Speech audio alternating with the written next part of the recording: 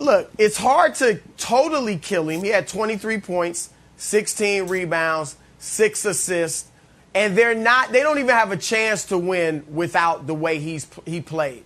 All right, without him putting up those types of numbers. So in a sense, Paul George is really just showing us and validating that he is who we thought he was. He's a second star at best on the championship team. And if he's your best player, which he is right now without Kawhi Leonard, then there's a cap on how far you'll go. And that cap is the conference finals, whatever conference he's in.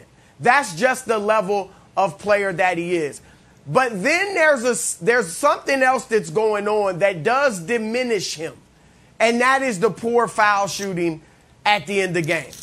I mean, this is a guy that's an 85% career foul shooter. I mentioned the 2 he missed in game 2 at the end of the game.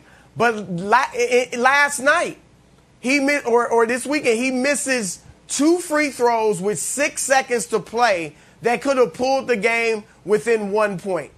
And then later he misses another free throw out of a pair. So he missed 3 of 4 foul shots in the last 6 seconds. A guy that shoots free throws that well, it tells you it's in his mind that the pressure gets to him. So in that sense, we felt that all along, but now it's being proven because when you go to the foul line and you're a great free throw shooter and you become poor in the biggest moments, that clearly is mental. So, nerves. Like I said, he is what we thought he was. A 4-point game, you missed 3 free throws in the last 6 seconds. I'm putting the lion's share on you because if you won that game as the star, you would get the lion's share of the credit. Yeah, Nick, I'm going to throw it to you quickly. I just wanted to jump in here to talk about the free throws while Brew is on this. You know, if you go back to game 2, and those pair of free throws that he missed down the stretch that probably cost him the game, what did you see? After the first free throw, he changed his routine. He changed his approach. We know, for me, when I was shooting, I know nobody cares. I used to do 1, 2, 3, spin the ball, then shoot. And then after, slap hands, teammates, get right back to the line. The game is on the line. You never show weakness. You never break your focus. You never break your concentration. After that first one, what did he see? You saw him go like this. And when he did that and he showed the stress and he leaned into, that was a big shot that I just missed, then that's why he missed the second one. And that's what you're talking about, Chris, is that struggle and seeing him embrace this stress. And he needs to do the opposite and just stay focused no matter the outcome. You're seeing Giannis embrace it. You know, don't get too high, don't get too low. So Nick, I just wanted to jump in there talking about the free throw because you can visibly see it in game 2. And to be fair, in Game 4, one of those was intentionally missed. But obviously, the point still holds. And the fact of the matter is this. I think Paul George has played, this is going to sound patronizing, his heart out, but he has also been crazy inefficient. So a few numbers to throw at you. That in Game 4, he shot 25% from the field. That was his 11th career playoff game, taking at least 15 shots, shooting 25% or worse from the field. In modern basketball, no one else has more than 7. He's got 11. Everyone else, you got to go back to like Bob Cousy, who couldn't dribble with his head up. He had like 12.5, but it doesn't matter. In modern basketball, no one has more than 7, and he has 11 of them. In this series, he is shooting a shade under 36% from the field. In conference finals history since the merger, the list of guys in a conference finals to take as many shots as Paul George and shoot as poorly is the following. Meta World Peace did it once. AI in 01 when he's the only guy on the team taking shots. Larry Bird in 88 when his back had gone out. And then D. Rose with LeBron guarding him and Paul Pierce with LeBron guarding him. That's it.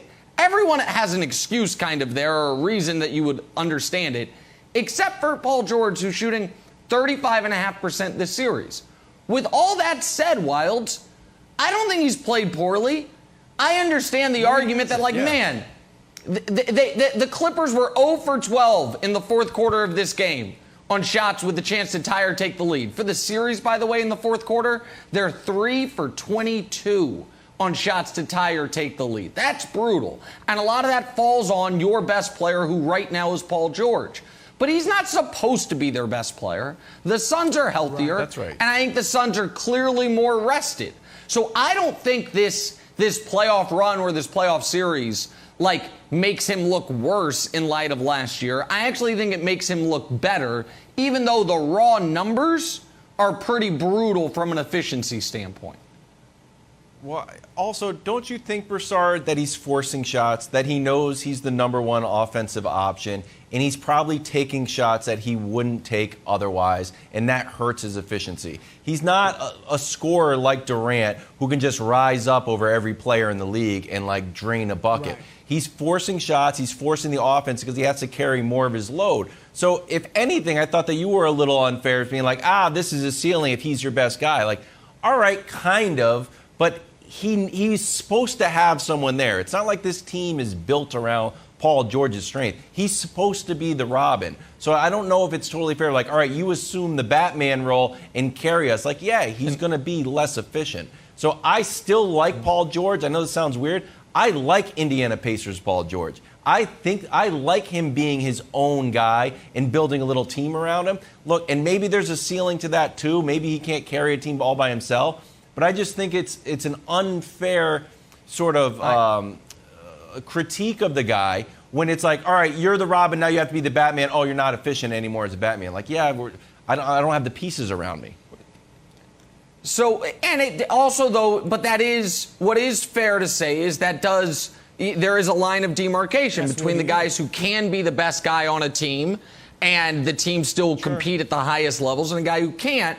But I got a question for Broussard to kind of tie the themes of the whole show together. And this isn't a trick question. It's just something I've been thinking about, and our great statistician, Dusty, texted to me. I was like, I was thinking of the same thing. Who would you rather have as your number 2? Chris Middleton or Paul George? Ooh. It's not a bad question. I knew that was coming. I would say Paul George, because we hold Paul George. Chris Middleton Wilds mentioned it last segment. 15 points he averaged in the first 2 games or something like that. He does this. He is inconsistent. Look at his playoff run this year. He is inconsistent, but we don't make a big deal out of it because he's Chris Middleton. We don't expect that much. He's made 2 All-Star games. Right. He was Was he a second round draft pick? Paul George is a perennial All-Star, and I think he's got a chance to be a Hall of Famer. I think he's probably going to be a Hall of Famer, so we do hold him to a higher standard, but that's because I think he's better than Middleton. Now, you're right. Middleton, when he gets hot, could George have done what Middleton did last night?